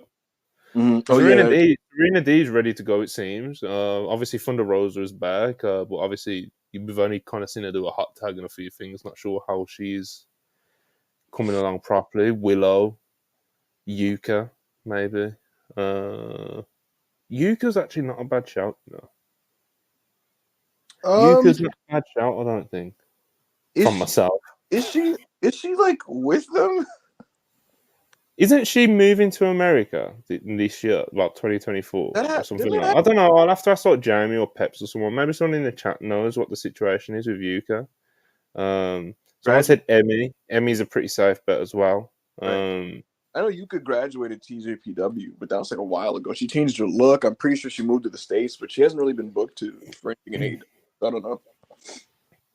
But yeah, man, there's a few names. But I think, like I said, it all depends on what you're trying to achieve. Like, are you trying to make her look like an underdog babyface? Do you know what I mean? Like from a Nyla Rose or someone then? Do you know? Like, it depends what you're trying to achieve. So I don't know. But there's a few names for you, brother. Will Chisholm, $5, appreciate you. The problem is, I think Triple H won't call up any women who can't go in the ring. If it was Vince, he would call up most of the women off of looks alone. What NXT women did Vince call up that you remember? Towards the end. That shouldn't have been called up. Bro, I try to forget that era of WWE. So do I. That's why I struggle. To think. There was probably a couple. Like, you brought the Iconics up because they could do TV, but listen, when they won the tag titles at Mania, it was a moment, bro. That was unfortunate. It was cute, it was a nice moment, It was nice. Who the hell did he bring up? I'm like blanking. Lacey Evans. Right. He brought Lacey up in 2019. That was actually a good spot by Brian in the live chat. Yeah, I think the Iconics was quite harsh from you, but people liked him a lot, man. People liked him a lot. People certainly did. They were very charismatic. They were under average in ring. I didn't think they were a disgrace, but they were definitely under average in ring. I thought they were very bad workers, and I thought their act was grating because they couldn't get past the screeching dual voices.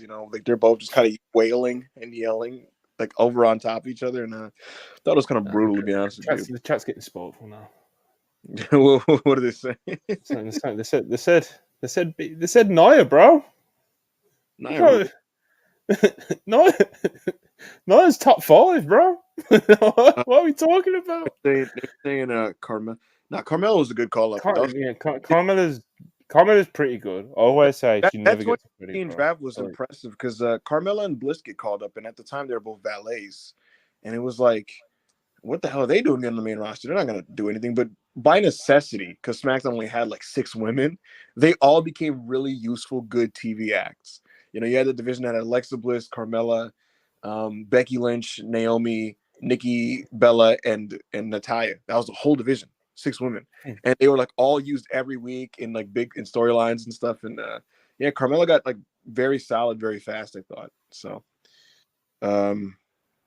B Fab was called up prematurely because she was called up with Hit Row. So that's one. Yeah. Wheelchairs and $5. Just read that one. Sapito 199. Appreciate it as always. Any other New Japan wrestler can you see taking admin role? Yuji Nagata. Anyone else? Nagata, Tenzan. We need to get Ishii in a suit, bro. I did, but I could also see it with Ishii. That'd be funny. Nagata, Tenzan, I could see easily. Trying to think of anybody else. I can't see Suzuki doing that. Yeah, I don't know. Okada is a couple years away from that. Naito doesn't strike me as the guy who would want to do that. I could see Sonata eventually doing that. You know, he already has the personality of a boring office guy. You know, so that's unnecessary. Yeah. Dick Togo, isn't he already in admin? Yoshinobu Kanemaru, I could see. Yano. Oh, definitely Yano. But yeah, man, there's a few. You never know. I mean, so we could do the same in WWE, bro. There's people that off what we see and hear, and from them, you'd think maybe they would suit it, but we'll see. But saying that, Triple H being in this position, I mean, it's somewhat surprising, but he knows his politics, bro. He knows how to play the game, as he says. A different take, £5. Appreciate it. Don't know if Ibu was doing a dig at Muto or Japan, but they had some hoopers like Sawama, Temuru, Kojima. So watch it. God bless you both. I'll tell you what, the pro wrestling love era of All Japan is it's not critically acclaimed, but it actually pops me a ton. So no, I was not taking a dig. It's no King's Road, but it's a lot of fun. It's just Keiji Muto popping himself with the remnants of All Japan and striking up effective partnerships where he can to kind of keep the company afloat, and bringing in like the most random guys that you would never expect in like a Japanese wrestling promotion. And sometimes they'd work and sometimes they wouldn't. The dude brought in fucking like Umaga as Jamal. To do stuff like he just brought in random dudes once. He brought Sean O'Hare and other guys like that. So, I'm a fan of the pro wrestling love era of All Japan Pro Wrestling. Wheelchairs and $5. I don't want to be on social media if Mercedes versus Julia happens at 2024 SummerSlam. Why not? I barely want to be on social media now. Cowards. Hush 199, appreciate it. Does Tony not see Mercedes as a needle mover? Do not ask me anything about Tony Khan's mindset with this Mercedes thing, because none of us even fully know what happened with AEW and Mercedes when it comes to their verbal agreement to work with each other. So until we know that, it's impossible to even project if this is a thing where Tony maybe is at fault, or if anyone's even at fault of any kind. It's not like the situation, like, for example, Julia, right? Like AEW is not landing Julia, and I can tell you like the reasons why that is, right? Regarding Mercedes and AEW, if this is true that it just totally fell apart, I don't know why. I don't know who is to credit for that. So there you go. Trust the Process 34, appreciate it as always. 199. Are either of you fans of 2% milk? I feel like we've been set up, so I'm not answering. Probably. I'm not falling for it. Vultures and $5, appreciate it. It is looking nasty that Bailey, Kai, and Asuka teasing Mercedes on social media. Lol. Bro, she's coming back. Like, I don't know what else to say. I think she's coming back. So Jizzle 499, appreciate it as always. Mercedes has more dream matches on the WWE/NXT roster now than anywhere else, right? Especially with Julia, Athena, Aja Kong, the exceptions. Aja Kong versus Mercedes wouldn't even be particularly good if it happened now. But yeah, no, The Athena, novelty would definitely be like I'd watch it. right, You know, right, like, yeah. Of course, I'd watch the shit out of it. I'm just saying it wouldn't be all that good. yeah. Athena's Athena versus probably like the big one, and it's like, you know, Athena missing out on Athena versus Mercedes would be unfortunate because Athena's tremendous right now. She's on an amazing roll. And she's just having great matches with anybody. It doesn't matter how good or bad her opponent is. She just has a good match with them. Regarding WWE dream matches, I'd have to first think, who would I want to see Mercedes against? And like off the top of my head, would be nice to see her wrestle Becky again. Io is a good one. Kyrie would be a good one. Jade Cargill, Bianca Belair in a rematch. Rhea Ripley. the real ones Interesting. That's could interesting. be quite something. That'd be interesting. That could be quite something. Tiffany Stratton. Roxanne. As a match, I'd very much like to see the Roxanne match. Right. Like, I'm not sure if it's something that I'd do on like a big pay per view or anything, but like say for On a SmackDown, you know. and on an NXT, bro. You know, Mercedes does like the punk thing, Stops except for by. she actually, stops by. Does like a Becky Lynch like run, you know. Mhm. Oh, um, that NXT would do 1 million. you think? Because Becky's a big draw in her, like in her own respect, you know what I mean. And she did draw very well, but they were still quite a way off a The million. the thing, no, the one where she main evented against one of them. I don't know if it was, I can't remember if it was Lyra or Tiffany. That NXT, like her quarter did 1 million, and the show did like her quarter did over 1 million, and the show did like 900 like something. So they're really challenging it. I'll tell you this either way. Sasha Banks versus Roxanne Perez would do a 1 million in that quarter for sure. But yeah, Mm-hmm. those would be the matches that kind of stand out to me like that I really would like to see. Uh, then there's like a See what couple. she can get out of Lash Legend on a Tuesday Right. night. Then there's a couple others that like don't jump off the page with act, but like because of how good Mercedes is, they'd be like pretty good. Like you throw her against like Raquel, that match would actually be pretty good. You know, Oh, Mia Yim. Mia Yim, I'd that's very much that would like to see her wrestle Mia Yim. be very good. Zelina, that would be a good match. So yeah, I do actually agree with the point. I guess the general points that Jesus was making. You know, because when I think of AEW, it's like who do I want to see Mercedes wrestling AEW at the moment? Um, Athena. if Jamie Hayter was healthy, obviously Jamie's the immediate. Beyond that, I would say Hikaru Shida, Chris Statlander, Athena, That's a good one. Statlander, Athena, Shida, Riho. Um, yeah, She the match doesn't move me that much. I'm sorry, it just doesn't. I, It I, doesn't move me I that hear much at that. all. To be Yeah. honest, I hear that. But I do like Shida a lot. I'm not like hating on Shida or anything like that. It's nothing mm, like that. But when you just said that match, it didn't move me. You know. mhm. I, Like, hmm, hmm. yeah, I got about like 4 from AEW, unless I'm forgetting. Serena D would be a good match. You know, she's not even Willow again. Willow, right? Yeah, did That would Willow again. right. I guess. So there are a couple ones I still would like to see in AEW if she could do it. There's a couple. There's a couple, yeah, but I don't have much interest in seeing her on weekly AEW TV, to be completely honest with you. Like that's why I was actually into the idea that they were planning, which is basically like an agreement of some sorts where she just kind of pops in and do some matches. Like I was into that because it was like that's great. You know, she could come in, just have these isolated matches with the people I want to see her wrestle, and then she kind of comes out and I don't got to deal with like, you know, AEW creative having to come up with ideas for Mercedes Monet and Mercedes Monet performing these ideas, you know. yeah, I hear you, brother. Right. Um, a different take, £2 appreciated. Goldberg spearing Rick to his grave is what we need. I mean, is it?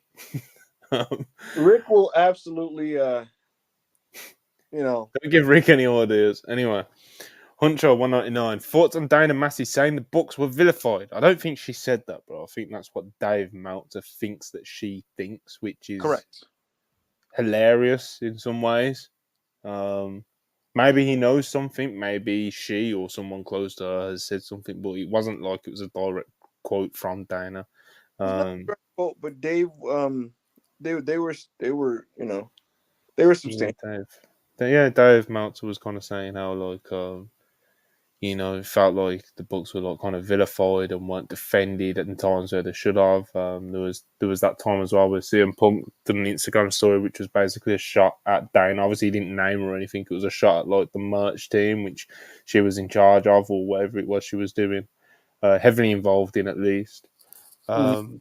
And obviously they weren't defended because I don't know what they were actually. I don't know what they were actually expecting in terms of a defense, if that is the case. But yeah, like they could, like I said, I guess my answer to the super chat is even if that was the case, like it was, like say if it was a direct quote from Diana and it is something that she has said and is something that she's like feels, and it's like, what sort of defense were you expecting from AEW and the promotion, like in the like this year, the past recent months and stuff in the lead up to CM Punk getting fired and everything? The books they've signed those huge mega contracts. I don't think anyone says that AEW does a bad job in looking after them. Otherwise, they wouldn't have re-signed recently. So I don't know. I think it is really weird when all this like AEW CM Punk stuff gets really lit up again.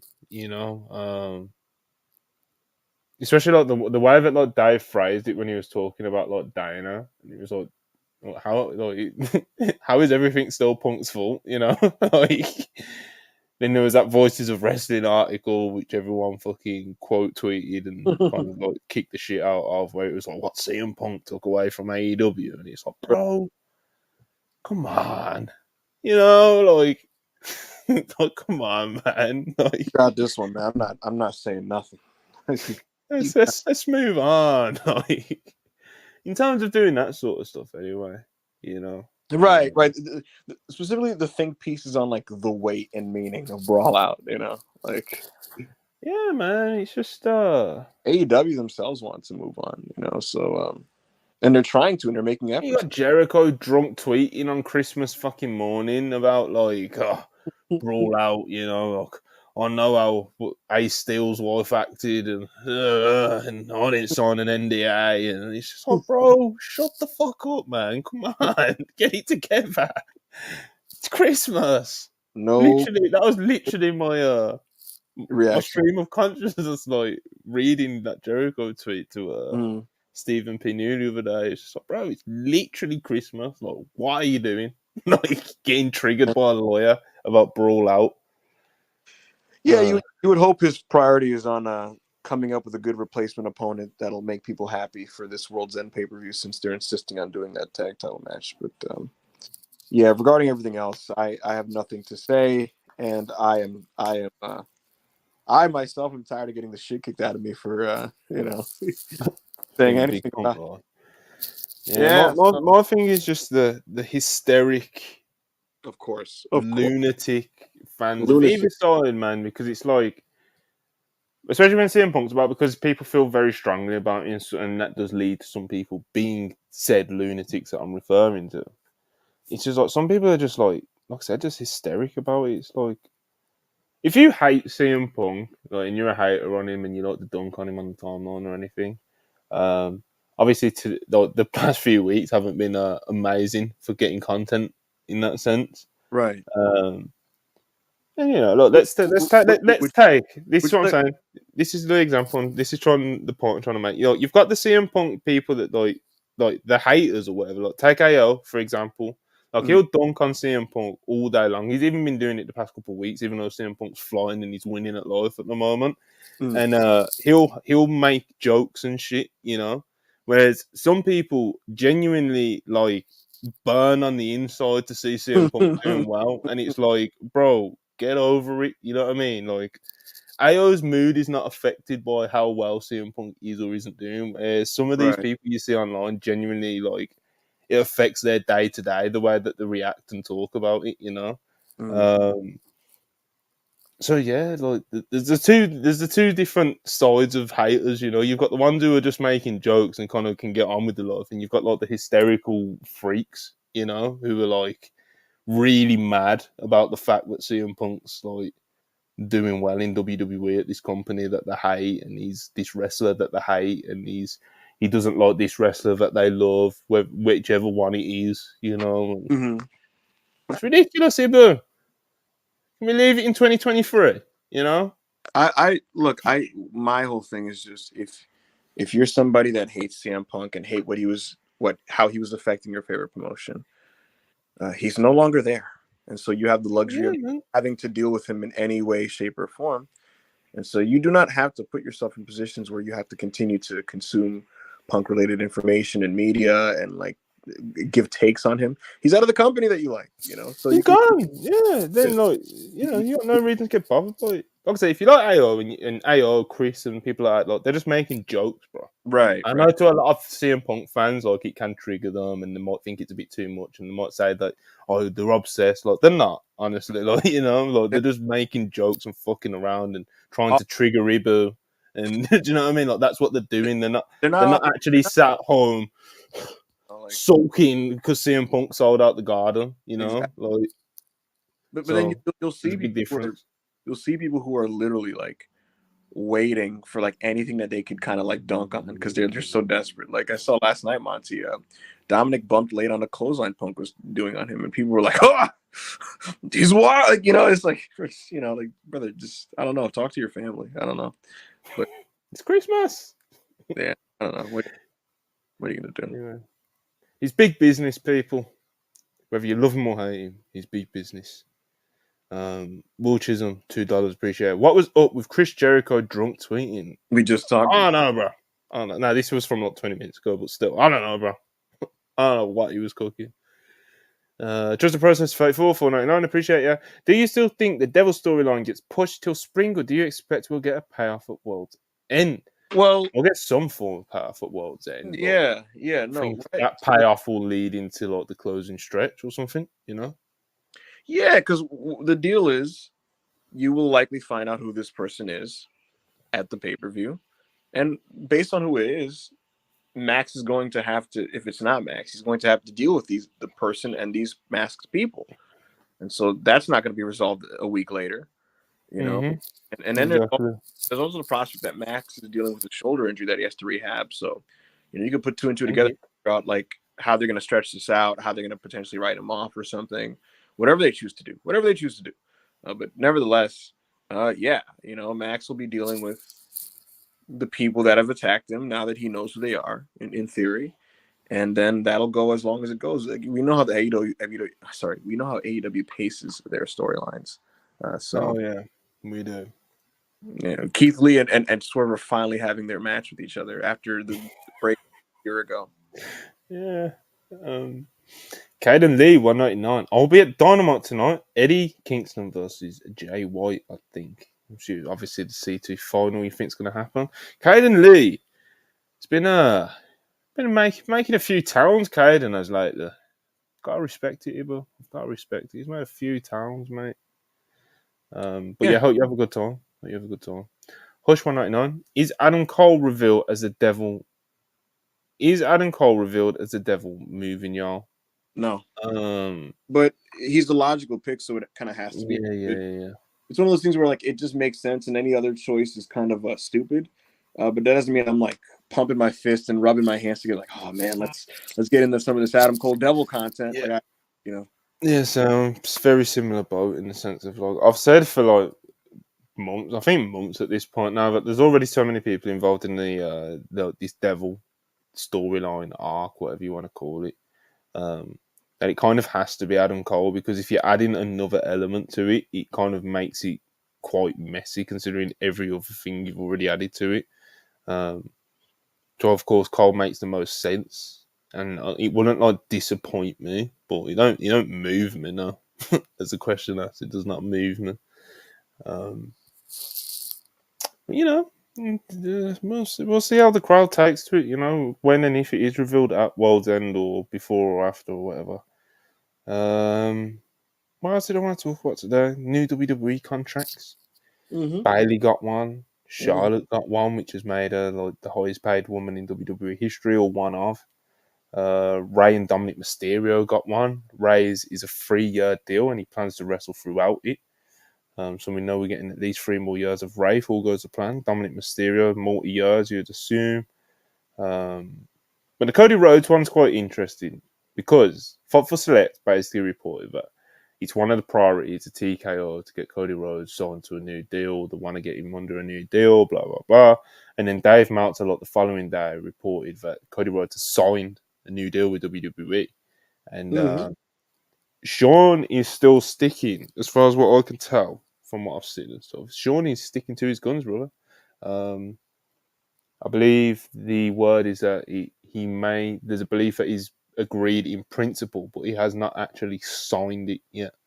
I believe is the word coming from Sean. So apparently a lot of the talk as well, this will pop us because of what we've been puffing about a lot recently. A Mm-hmm. lot of the talk that Cody has already signed comes from within WWE because Cody has a new bus. Either Yes. Cody has a new bus, and Charlotte Flair got a bus with her new deal. Cody Rhodes, you'd assume, probably wants a new bus if he's got a new bus, and I don't know, some talent and some people in WWE maybe saw the new bus and put two and two together and was like, oh, Cody has obviously signed his new deal, but apparently that is not actually the full picture of it. But yeah, Cody Rhodes apparently has got a new bus, and yeah, man, it does seem like he's going to sign on the dotted line, but probably going to make a lot of money, either that Cody Rhodes fella. Brother, they're trying to secure this man for life. And they again, they see him as like the follow up to John Cena. And so So do I. there you go. So they want to lock I agree. I agree.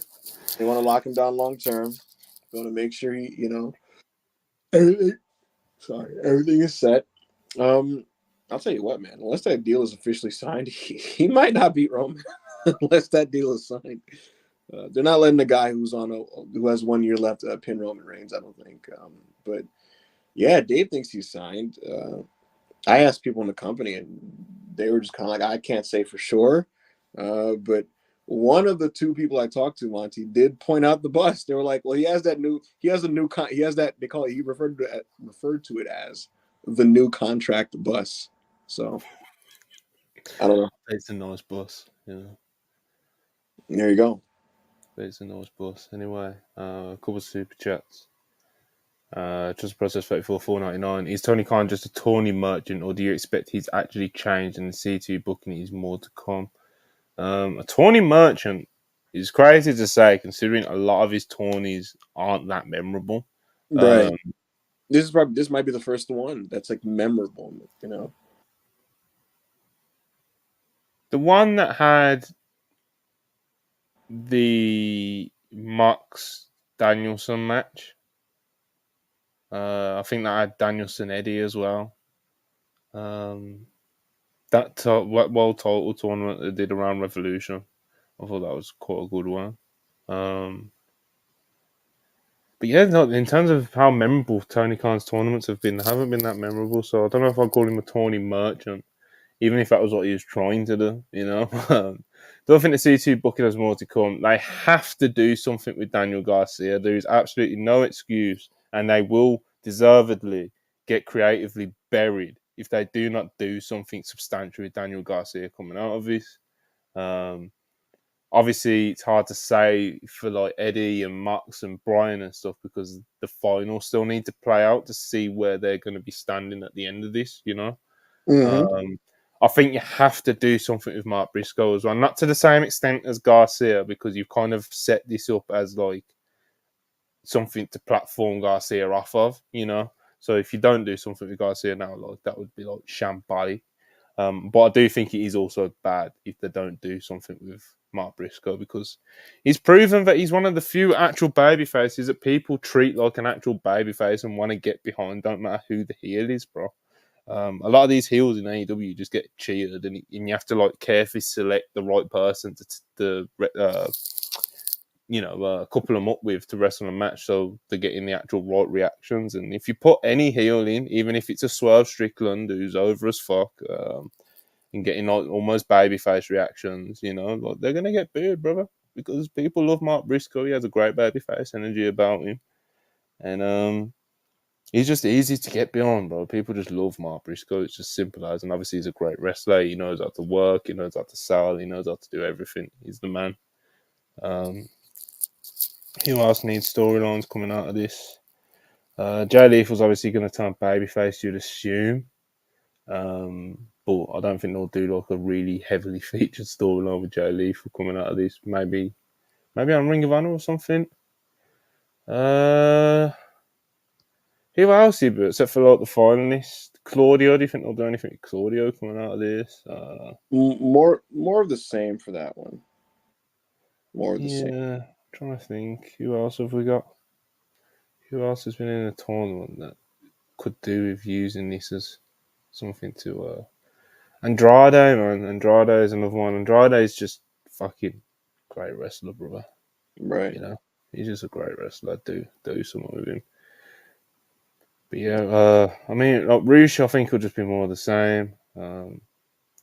Yeah, man. I think what I was mentioning about Mark Briscoe and stuff was like I do think they need to figure out like this babyface heel thing and creating the right dynamics so the right people are getting the desired reactions instead of just kind of like going with it. You Mhm.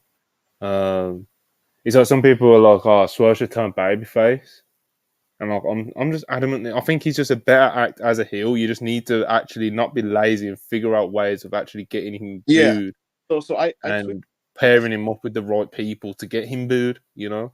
yeah, I tweeted about how like they're gonna struggle to keep him like a heel after this, but people interpreted that as me saying they got to turn him. They don't have enough main event heels, so they kind of can't turn him.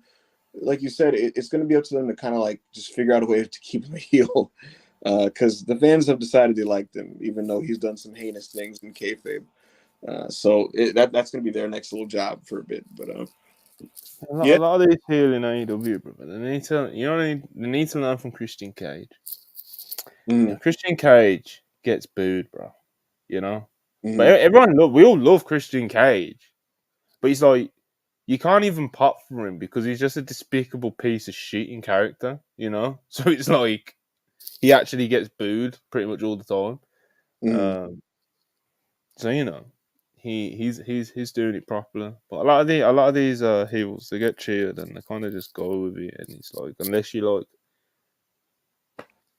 unless you're Roman Reigns, where you're the top guy but you're a heel, you know. So I'm not trying to see it, brother. You know. But anyway. So Here's Jizzle one that wait, go on. I did want to say something though about that whole topic because it is worth kind of talking about like what's going to happen after the what will happen after the CC, the Continental Classic. And that's the thing. It's like, how do we keep the TV matches as this like thing that feels like all or nothing, super important with stakes and consequence, where it's like you win these matches on TV and it puts you closer to winning to getting a title match, and you lose and it pushes you down the ladder because that's supposed to be the idea, especially in AEW. But after a while, like TV matches kind of lost that kind of sporting, just that sporting important, just importance or whatever you want to call it. And That's going to be the key. The key is just how do we keep these TV matches as something that feels like destination television, that feels super important, and how do we present the show overall afterwards? Because if you want to be cynical, some of the non C2 stuff on these shows is still kind of like more of the same, so to speak. And so the question is going to be like, what's going to happen now? Like, are we going to bring back some type of ranking of some kind? Are we going to just go back to what the TV was? Are we going to still try to keep this wrestling influence, whatever you want to call it? When I talk to people in the company, they're like, oh no, we're going to definitely, we're going to be a wrestling oriented show. And like in my head, it's like, it's not even just about that. It's like, how do you, they have to find a way to make the matches mean what they mean right now. You know what I mean? Because right now you watch these matches and it's like there's like clearly outlined consequence if you win or lose them. And how do you create that feeling without a ranking system of some kind when they just kind of put on matches? I'd like to see more of that type of vibe and less of like AR Fox runs into Wardlow backstage. Wardlow doesn't. He looked at Wardlow funny. Wardlow chokes him, and then that's your justification for a TV match that went like 5 minutes. You know what I mean? Where it's like I could just skip this, but We'll see what happens. We'll see what happens. This has been a great month of TV to be honest, for AEW. This has been a really strong month.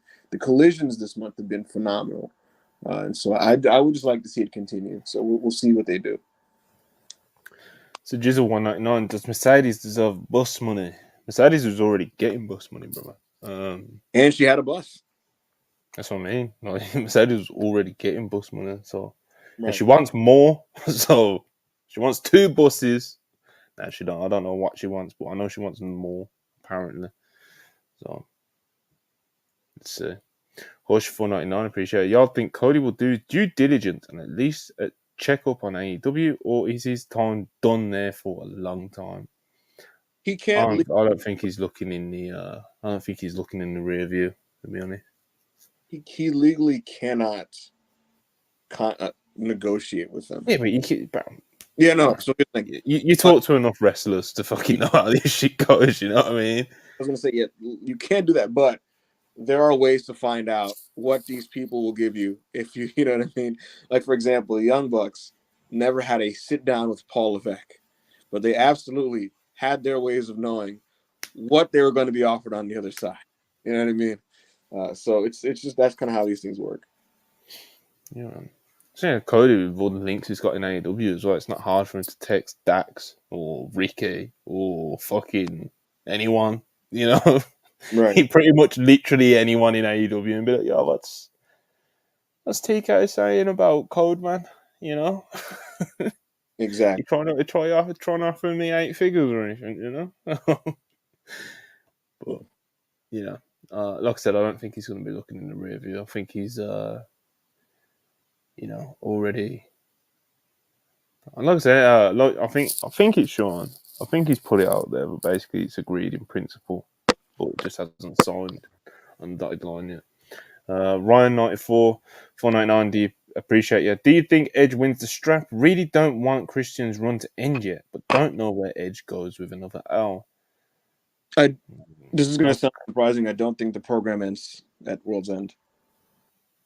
I don't know who wins. I think he's winning the belt though. So Maybe. I do think he's winning the belt. I don't know who's going to win. I don't know who's going to win, but I don't think the program ends at pay-per-view. All right then. NXT. You wanted to mention NXT, so let's talk NXT. But this is usually the other way around. Usually it's me getting onto you to mention NXT. We've had so much to talk about today, but I only want to kind of briefly mention it. And I'll start us off by celebrating that Obafemi has made the NXT Men's Breakout Tournament final. Who will be facing Riley Osborne, who defeated Lexis King, who a lot of people thought was going to make the final. Thank God. To get to the final. So yeah, Riley Osborne, British guy. He's got some moves, he can move in there, but I just don't think he's going to be any match for the brute force of Obafemi as he displayed against Tavion Heights in his semi-final match. Tavion Heights is the Olympian, Olympic wrestler, not just an Olympic wrestler. No, I mean, Tavion Heights, he did a couple of things, he hit a few suplexes and stuff, but in the end, he was just overwhelmed by the brute force of Obafemi. Riley Osborne, kind of had a face-to-face as well. Obafemi. Yeah, that was funny. Riley Osborne was like, I need this. Not when they were face-to-face. And Obafemi was like, me too. Yeah, he's You're like, done. You will fail. He's just like, yo. They did that like looking above camera angle to make Obafemi look tall and giant, Yeah, man, beast. Obafemi, Yep. best prospect in wrestling. He's also only 22 years of age, which is terrifying. I don't believe it. Also awesome. They did Fake the passport. backstage people. No, the No Quarter Cats crew was cutting a promo and stuff, and they're like looking all tough. It was so BCC pill because they're like in this fucking gym, and like Drew Gulak starts it off, and he's just kind of like, "When we stretch you, when you come in our gym, our dojo, like we'll stretch you, we'll tap you out or whatever." Like they'll kind of walk in the frame for their point where they just kind of say their hard thing. But it's funny because like most of them kind of have like a, they don't sound like super menacing. Like one of the people that were cutting the promo was like literally like you know, he has like he's like deficient with his hearing, but like Damon Kemp, he comes in, he's like, yeah, the no quarter cash crew is gonna tap you out, you know, and we're gonna stretch you out or stuff, you know. And it's like, all right, man. Charlie Dempsey doesn't have an accent, and I was like, what? I yelled like what out loud because he's kind of like, when you fight us. I was like, wait, huh? Like I could have sworn this dude had an accent, but anyway, they're facing the Luchadors. They're facing Dragon Lee, Raul Mendoza, and Joaquin Wilde, and yeah, they had a reunion with this girl, Alexa Lopez, and Lola Vice was like in the most unsettled way, like just rolling her eyes at everything, like ugh, what is this? And on social media, she's been like commenting on every Santos Escobar post, like with like starry-eyed emojis, like wow, you know. So she's super telegraphing what's going to happen there. So it looks like she's going to join up with the Escobar team. So that's cool, I guess. And yeah, Braun Breaker had a match with Nathan Frazier on this show. And He did. He did. What a fucking rule, Monty. He did. Nathan Frazier is Dynamite Kid Sharp. His shit has snap. Whoa. Yeah. Here's the because whoa. I'm telling you, It's all, you know, it's all kind of chill out, his roll one up, light it, you know, do a couple bank hits and reassess. His shit is super snappy. Super snappy. Yeah, he's great, man. He's great. Crisp as fuck. I'm super explosive. Bro, the way he hits the ropes, I'm like, this dude is like mid-2000s Dragon Gate fast. Like I feel like I'm watching white Masato Yoshino in there. You know, like he's blitzing around the ring like he's a fucking anime character, and Braun Breaker just shoulder tackles him to get him down. Braun at this point has figured the game out. He's figured out who he is as a worker, and it's like he's like frustratingly ready for the main roster. Like before, it was like you wanted him up because you just had so much potential and you just liked to see him. Now it's like he's just super put together. You know, like get him the fuck up. But yeah, I just like really was a fan of this match. I'd actually recommend people check it out. It wasn't super long, but yeah, it's just Frazier blitzing around this guy and Braun Breaker being a beast. So great spear spot in the end as well. Absolutely. What else? They're doing Trick Williams versus Dragunov again. I really wonder, Monty, if they can recreate the Miracle. You know, that first one was a miracle, and I almost feel like there's a lot to live up to there. You know, like I don't know what they do, but they're doing that again. They did another one of those Bloodsport rules matches, those NXT Undergrounds, and it was Dijak and Eddie Thorpe, the former Carl Fredericks. And do you remember the first one they did? It was Damon Kemp and somebody. I think it was Damon Kemp and Eddie Thorpe, correct? I want to say that one was very good. This was not as good as that, and it was also like twice as long. Like these things shouldn't go longer than about like 7-8 minutes. You know, with these shoot style matches. They had like a regular like paper. Started using weapons and yeah, like here's the thing, and it wasn't bad at all. Like it was a pretty good match, but like it was just like why are we deciding? Like, it was. Why did they? What you know? Why did they decide this? Why did they decide this is the format to have like an epic with like set pieces and table spots and like weapons and like dialogue in the MMA match? Like, but I still didn't hate it though. I didn't have much of an issue with it, to be honest. I don't know if Eddie Thorpe is really going to make it truly, to be honest. I'm not super sold on him in this presentation. I am sold on Dijak. Yeah. I am sold on Dijak. I'm a big fan of his. I think it's always kind of worrying when I prefer your young lion gimmick to what you're doing on national television. You know, sure. I'm not a big fan of Carl Fredericks. What's his Eddie Thorpe's gimmick and presentation and stuff. I barely understand what it even is. He's like, what is he like a gay Native American? I'm not really sure what's happening there. But they broke up Briggs and Jensen, Monty. I don't know if you saw this. And heartbreaking stuff, but you know, kind of hit me a little bit in the soul. You know, they're like, "I love you, man," you know, and like they hugged each other and shit. It was like, damn. But clearly they're into this Josh Briggs as a singles wrestler, and I wonder if he's getting called up or what's happening there. I know that Triple H was in attendance for his showing at the Iron Survivor Challenge match, and I don't think there's any coincidence, Monty, that Hunter was there for that show, and all of a sudden Nathan Frazier and Axiom were at the SmackDown tapings. And Briggs is breaking up from this tag team, and Braun's always going to be in position to do something. So we'll see what happens there. But yeah, for once, I actually kind of like enjoyed a couple things on NXT. Like usually, this show's been a bit of a tough one for me recently. But you throw the guys I like a Frazier and a Braun on there, and you pop me in other places, and I can kind of manage with some of the stuff. Mm-hmm. Yeah, so. Man, it was oh man, because like every day this week doesn't feel like the day it is. Like even today doesn't feel like Wednesday to me because like Christmas just throws you off and stuff. Then you had the live show, which was as I've said a few times on this pod, I was trying to watch on TikTok live and shit. I was quite distracted watching NXT, but from what I did catch, it was good stuff, man. It's good stuff for an NXT. It's entertaining. That's the important thing with NXT, I think. Funny was Rob, who's the NXT guy, who usually likes the shows on weeks where I do not. He's in these chats like fucking like talking about how much he hates this episode and how taped episodes are brutal. And then I watched it and I was like, I kind of like this one. I don't know. So who knows what that means. But yeah, tonight. People in the comments are saying that Punk's match with Dominic has been watched over 1 million times via pirated clips, which is really funny. Yeah, it was in the Fight for select portions. It was like CM Punk versus Dominic has been viewed over 1 million times by pirated videos. I don't know where he's got that information from. I don't know if it's just a WWE bragging thing. I don't know if he's got someone from Fightful to go through the YouTube clips and stuff. I don't know. But I don't know where that 1 million. WWE is aware of the pirated clips, and yeah, of course they are. They're not fucking. They don't live under a rock, Right. Like, exactly. So they're aware, if anything. Yeah, they're very happy with the buzz and stuff like that. Your typical WWE bragging stuff, really.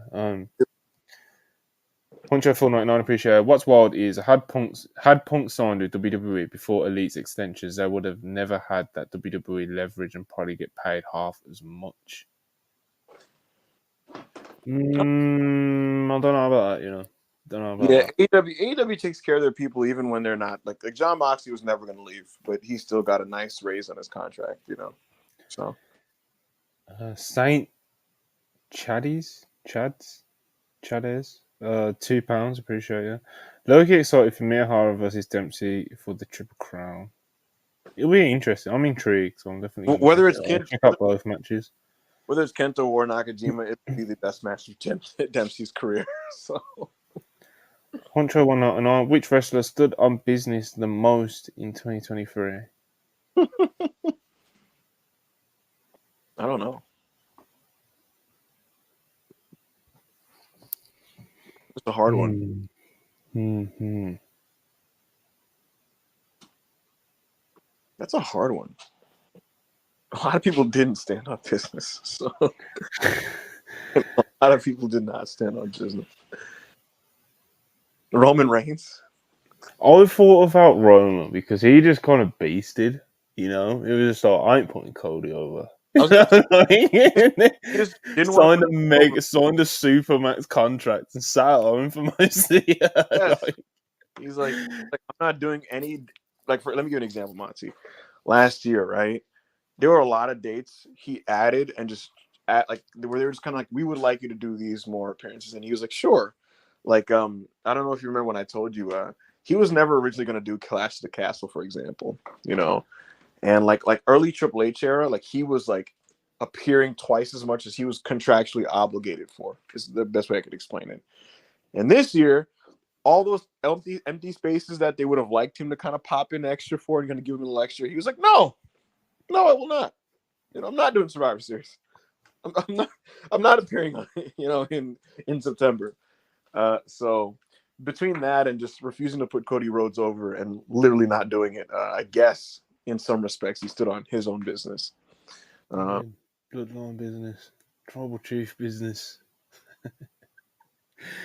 I'm a big fan of Roma. I would have liked to have seen him a bit more in 2023 though. Zayd 91.99. Eddie should beat MJF for the title. We've been saying this for 3 years, people. We've actually missed the window for it because Max isn't even a heel anymore. Yeah. Anyway, AEW Dynamite tonight. Have a little quick look at that. Yep. Of course, the C2 finals, Continental Classic Gold League final is Moxley versus Swerve versus Jay White. Ibu, your prediction is? Jon Moxley is going to pin Jay White. Okay. Blue League final, Eddie Kingston takes on Woo! Bryan Danielson. I didn't know One-on-one, this was. straight up final. Who you got, Ibu?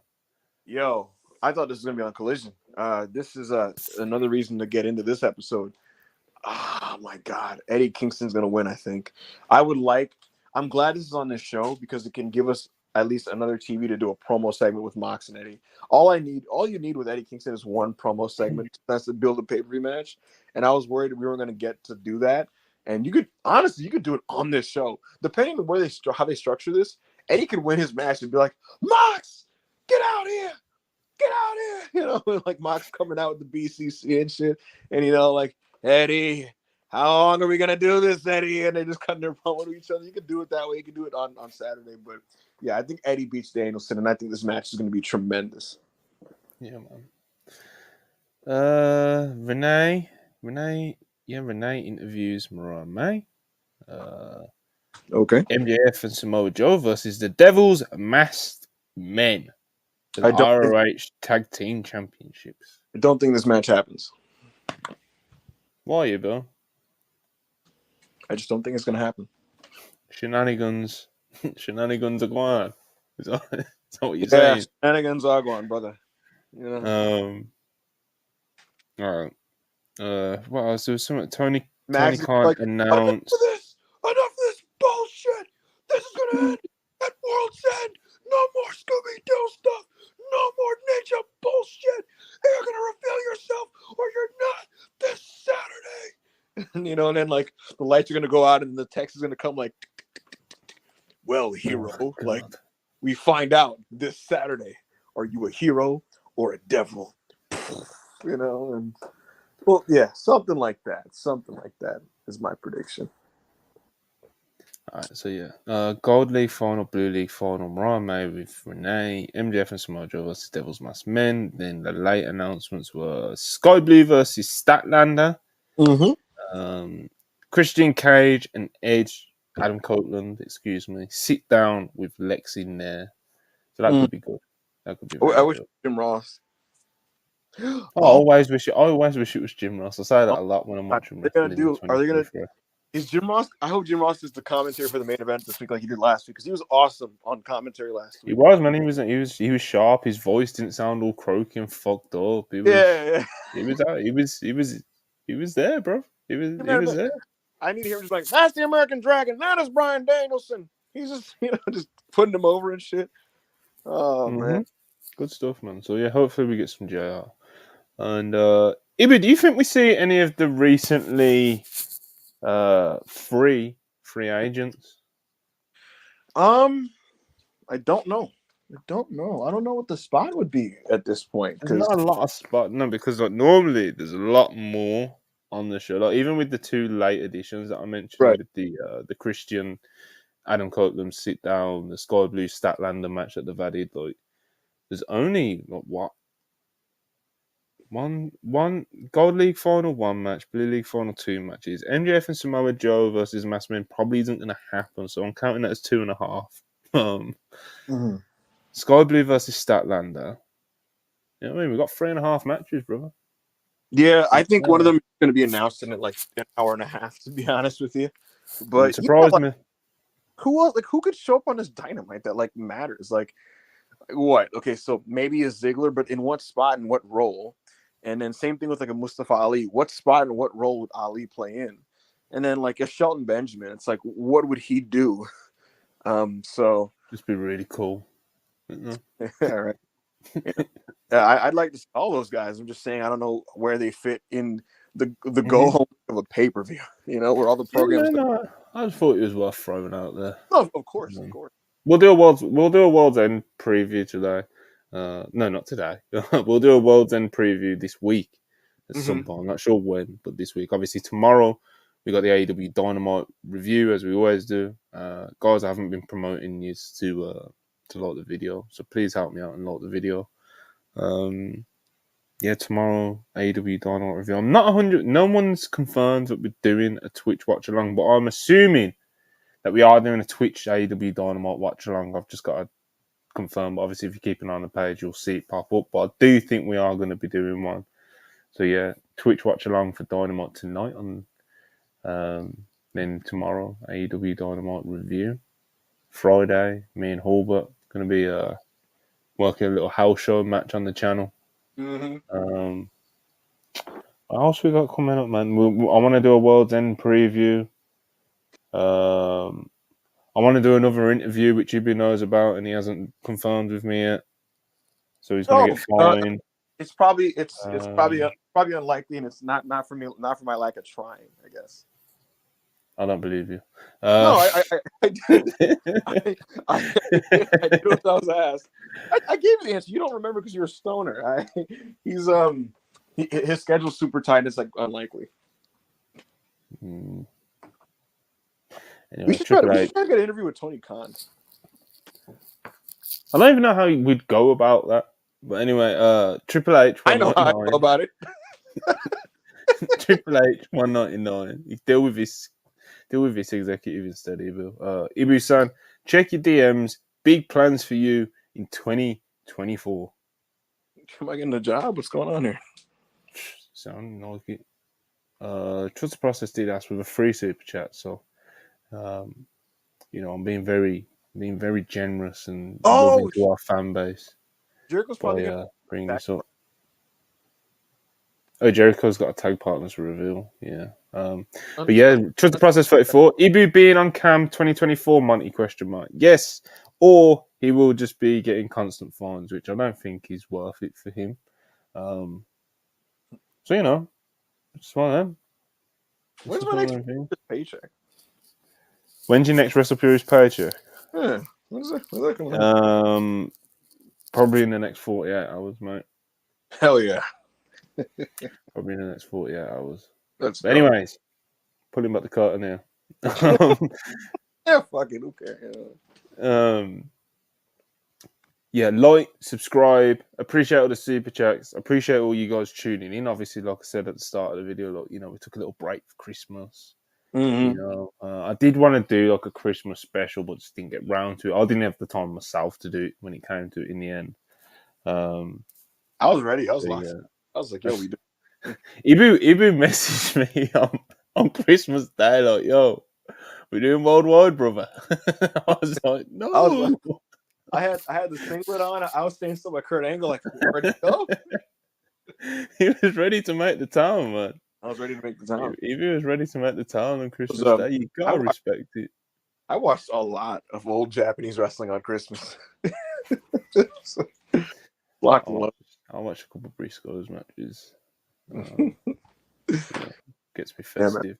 Yeah, we gotta set up the Patreon so I could actually review the things I care about. Yeah, we're gonna do it next year, 100%. I'm gonna hold myself to it. I'm gonna tweet it probably as well, so I'll hold myself to it even more, and the audience can kind of hold me to it as well. The Hanger and Holbert Retro Review Show. Yes, indeed. Anyway, okay, again, closing out here. Thank you guys for watching. Like, subscribe. What the fuck? I stepped on Pina's fucking toy. Like, subscribe. Appreciate all the super chats. Appreciate all the support throughout the year. Hope everybody had a really great Christmas. If you celebrate, if you don't celebrate, I hope you've had a happy holidays or happy start to your week or whatever you want to call it, But yeah, like, subscribe. Thanks for the super chats. Thanks for watching. And 7:45 p.m. on Twitch. You may be seeing an AEW Dynamite watch along. Peace.